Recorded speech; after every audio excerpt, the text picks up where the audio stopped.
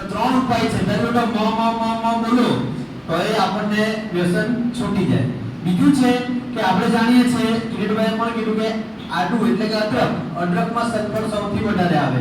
બીજું છે કે આપણે સલ્ફર 200 એનો પણ અમે ઉપાય આપીએ છીએ અને એની અંદર પણ બાયોકેમિક અને એક બેચ ફ્લાવર રેમેડીઝ છે.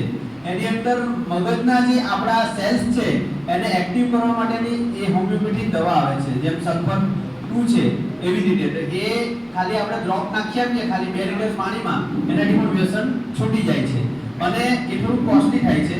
પરંતુ અદરક જે બેને બનાવેલું છે એ રીતનું છે. બધાને તમને કદાચ પહોંચી ગયું હશે. જેમાં અદરક, સંચર અને લીંબુ, બરાબર, પરંતુ આ જરાક પીક કરેલું છે. એમાં બીટનો રસ નાખ્યો છે. આપણે કોઈને કીધે કે આદુ છે તો પેલો હલકામાં ગણે, પરંતુ એને થોડુંક યુનિક બનાવ્યું છે.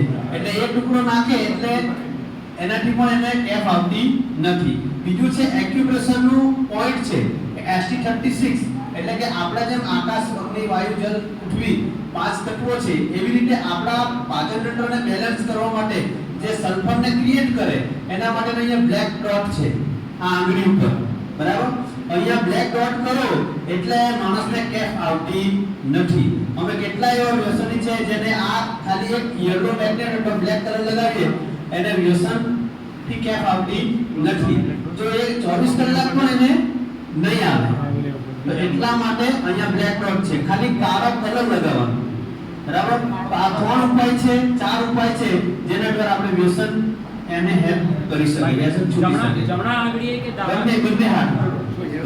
Thank you.